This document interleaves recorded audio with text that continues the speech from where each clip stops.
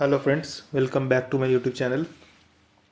Friends, budget 2025 का GST में कुछ चेंजेस आए हैं। First changes is related to input service distributor ISD को रिलेटेड है। अब इसमें क्या है ना, हम लोग जब भी देखेंगे टू सबसेक्शन 61 के साथ हमें और एक सेक्शन साथ में रीड करना पड़ेगा, सेक्शन 20।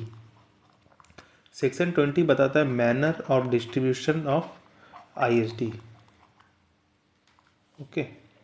अब सेक्शन 2 सबसेक्शन 61 में मैं बताऊं, अब एक एक साथ में और एक चीज़ ऐड किया गया है।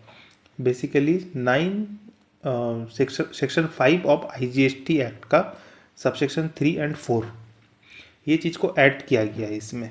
ओके। इसमें क्या होगा, पहले क्या होता था ना, अब क्या कर सकते हैं मैं ये बता दूं। आईएसडी है, अब क्या करेंगे, इसी में ही आप आरसीएम पे करेंगे ऑफ इंटर स्टेट। आईजीएसटी में लाया गया है ना, तो इंटर स्टेट का, एंड उसी को आप फिर डिस्ट्रीब्यूट करेंगे। ओके। और सेक्शन 20 में भी सिमिलर चेंजेस लाया गया है। सेक्शन 20 में देखिए, ये था प्रीवियस सेक्शन, अमेंडमेंट के बाद ये ऐड किया गया इसमें भी, सेक्शन 20 में भी। बिकॉज सेक्शन 20 बताता है manner of distribution of ITC या फिर क्रेडिट, कैसे आप डिस्ट्रीब्यूट करेंगे। और सेक्शन 2 सबसेक्शन 61 में जो चेंजेस लाया गया है उसको साथ ही में चेंजेस लाया गया सेक्शन 20 में भी। Section 5 of IGST act subsection 3 और 4 को ऐड किया गया है।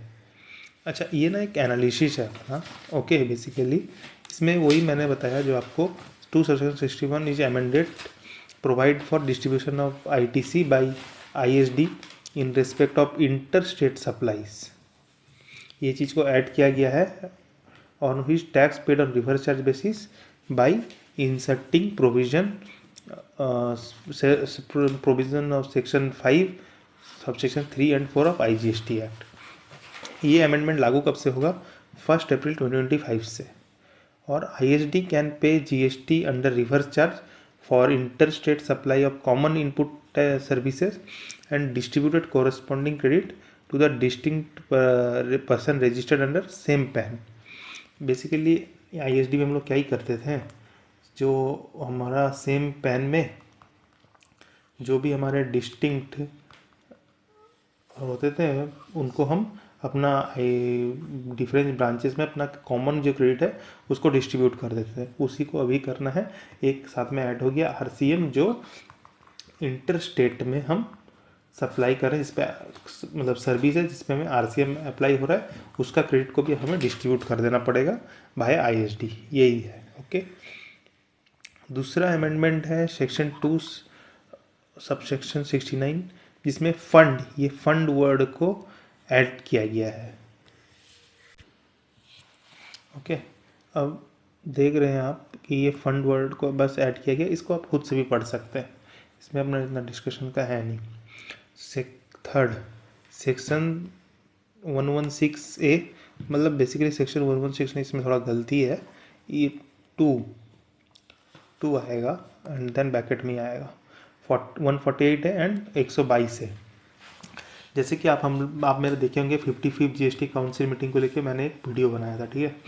उसमें क्या हुआ था ना, गवर्नमेंट ने बताया था जो भी कुछ प्रोडक्ट्स ऐसे हैं जैसे कि टोबैको या फिर तेंदुल लीव्स, जो भी कुछ प्रोडक्ट्स ऐसे जिसको गवर्नमेंट नोटिफाइड करेगी, उसको मैं इसके लिए ना एक अलग से यूनिक आइडेंटिफिकेशन नंबर जनरेट किया जाएगा।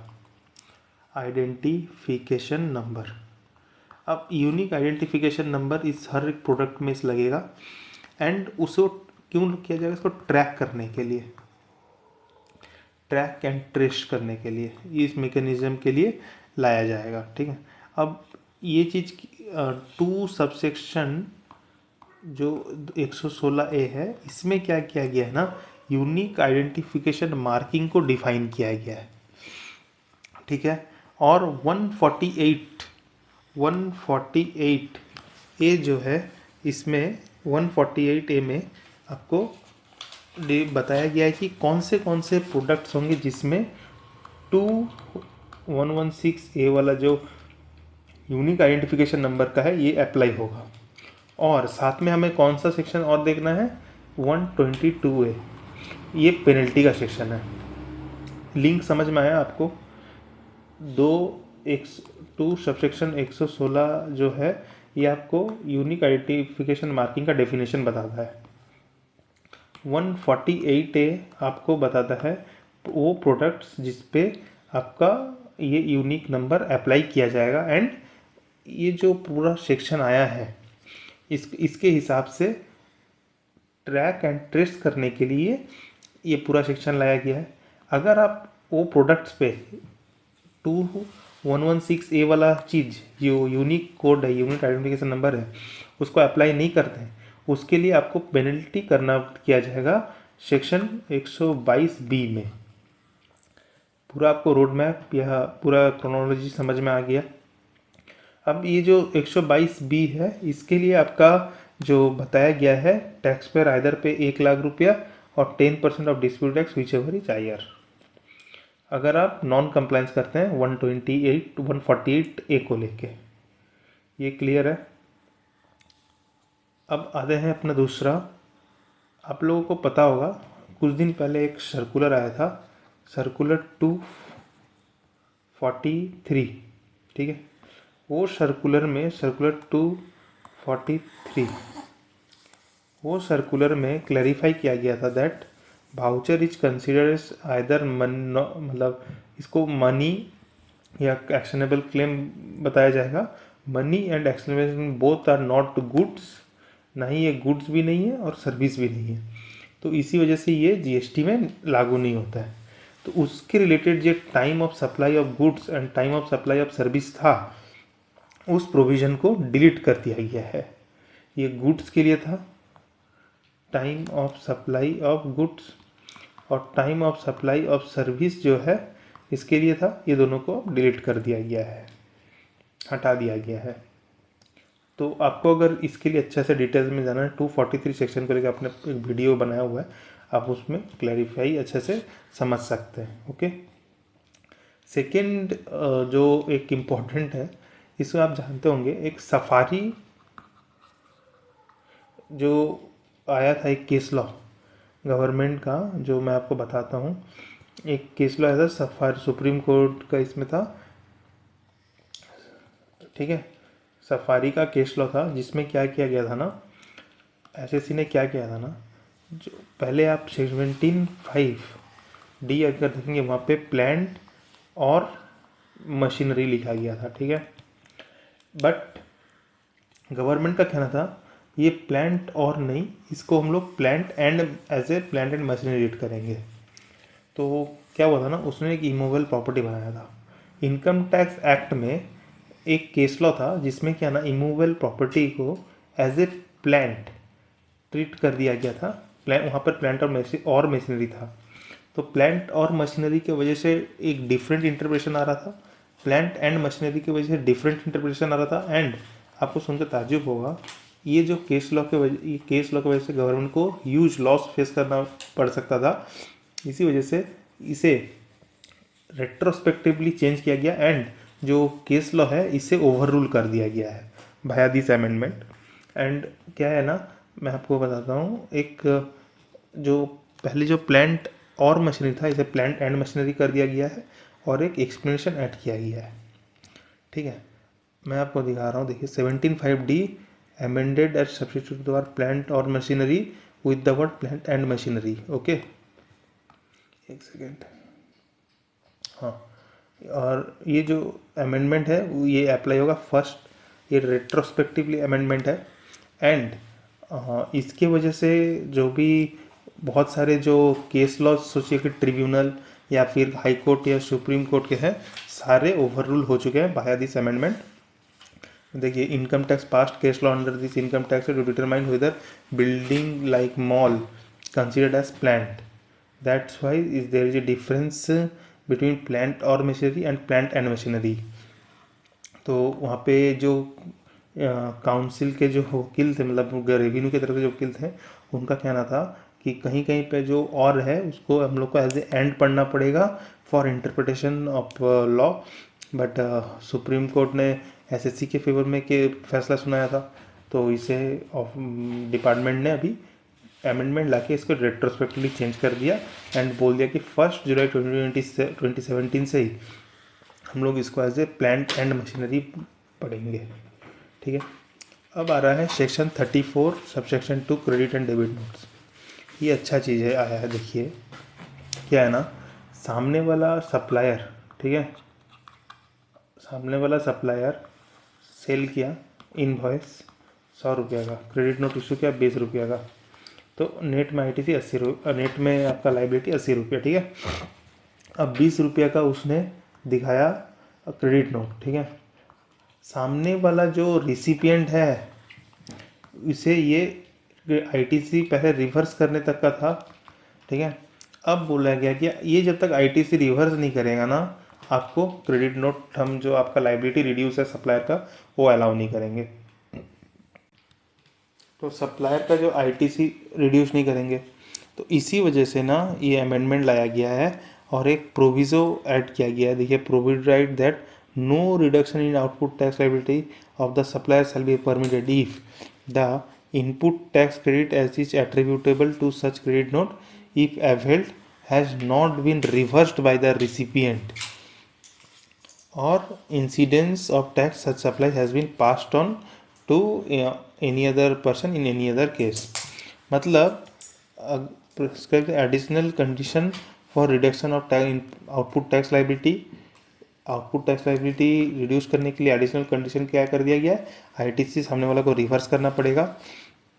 और पता है, मैं आपको बता दूँ, आपको पता है कि अभी IMS आ रहा है। ठीक है, अब IMS जो आ रहा है इसमें आप क्रेडिट नोट को पेंडिंग एक्शन नहीं रख सकेंगे। ठीक है, पेंडिंग नहीं रख सकेंगे। क्रेडिट नोट को या तो आपको एक्सेप्ट करना पड़ेगा या रिजेक्ट करना पड़ेगा। एक्सेप्ट करेंगे तभी सप्लायर का क्रेडिट नोट वहाँ पे आउटपुट लाइबिलिटी से घट के 3B में रिफ्लेक्ट करेगा। अगर रिजेक्ट कर देंगे तो एज ए 100 ही सप्लायर का लाइबिलिटी दिखने लगेगा। ठीक है, सेक्शन अब 38 जो बताता है ना, ये पावर देता है IMS को। IMS तो आ गया था बट उसका लीगल बैकिंग क्या था, तो उसका लीगल बैकिंग आप समझ लीजिए कि यहाँ से आया है। स्टेटमेंट एक ऐड करके मतलब सेक्शन 38(1) एंड 38(2)B में यहाँ से ही लाया गया है। All the above changes are made to make in IMS now possible and obligatory with corresponding amendments being made in subsection of 38। ठीक है, और इंट्रोड्यूस किया गया है enabling and generation of form to be based on taxpayer action on inward supplies. और ये जो legal framework provide किया गया है इसको बाय अमेंडिंग सेक्शन 38।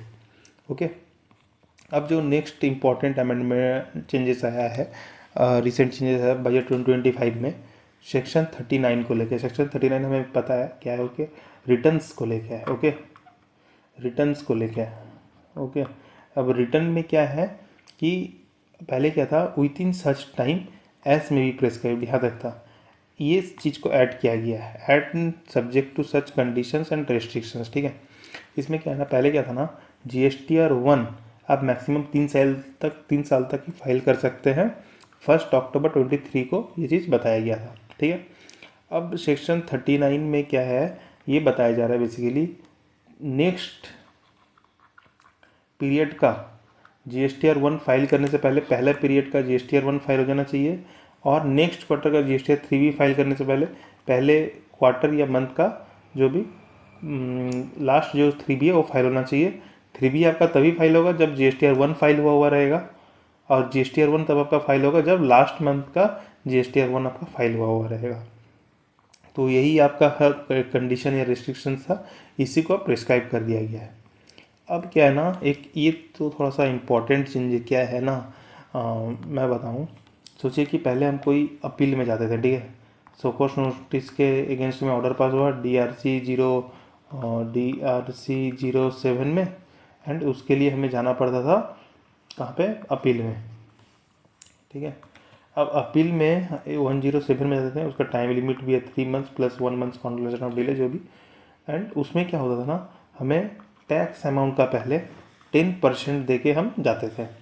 अब ये सेक्शन में बोल दिया गया है, अब नाउ क्या होगा, इंटरेस्ट एंड पेनल्टी जो भी होगा, ठीक है, उसका भी उसका 10% दे के ही आप अब जा सकेंगे। टैक्स का देना तो ये तो पहले से ही था, अब इंटरेस्ट और पेनल्टी का भी हो गया। सोचिए कोई नोटिस ऐसा इशू हुआ जिसमें टैक्स में कोई बकाया नहीं है बट पेनल्टी है, ठीक है। अब पेनल्टी है तो उसके लिए अपील में जाने के लिए आपको 10% देने का पहले ज़रूरत नहीं पड़ता था। अब ये पेनल्टी के अगेंस्ट में अगर आप अपील में जाएंगे तो 10% देना ज़रूरी है। सिमिलर अमेंडमेंट लाया गया है 112(8) में। 112(8) है ट्रिब्यूनल के लिए, ठीक। अभी तक हालांकि फॉर्म हुआ नहीं है, बात चल रही है और नोटिफिकेशन वगैरह भी इशू है, बट अब हो जाएगा कुछ दिन में। तो इसके लिए आपको एडिशनल जो 10% है, जो 107 में जो दे दिए आप, सिमिलरली एडिशनल 10% पेनल्टी और इंटरेस्ट के केस में भी देखिए आप ट्रिब्यूनल जा सकते हैं, ठीक है। और ये लास्ट जो एक चेंजेस आया है शेड्यूल 3 के लिए।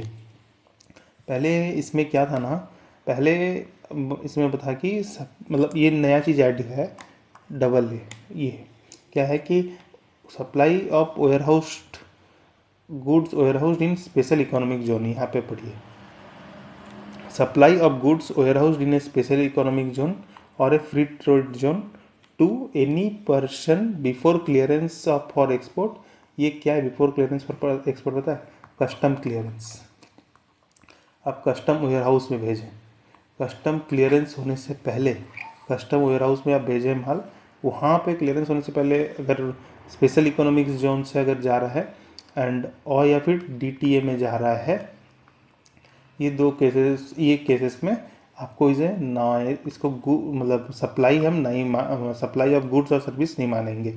आपको तो पता ही होगा शेड्यूल 3 ये बात करता है एक्टिविटीज़ और transaction which is neither as goods supply of goods और नॉट सप्लाई ऑफ सर्विस, ठीक है। और ये जो मतलब अमेंडमेंट है ये रेट्रोस्पेक्टिवली 1 जुलाई से ही लग जाएगा, बट इसके वजह से ये तो अमेंडमेंट अभी लाया गया, रेट्रोस्पेक्टिव अमेंडमेंट है, आपके लिए बेनिफिशियल है, बट इसके वजह से पहले अगर आपसे कोई अगर इसके वजह से इंटरेस्ट या पेनल्टी या फिर टैक्स वसूला गया है उसे रिफंड नहीं किया जाएगा। ओके, तो ये था पूरा चेंजेस जीएसटी का आप लोगों के लिए एक समराइज पूरा वीडियो। ऐसा वीडियो सभी और लाऊंगा मैं। ये था आपके लिए चेंजेस। Thank you friends.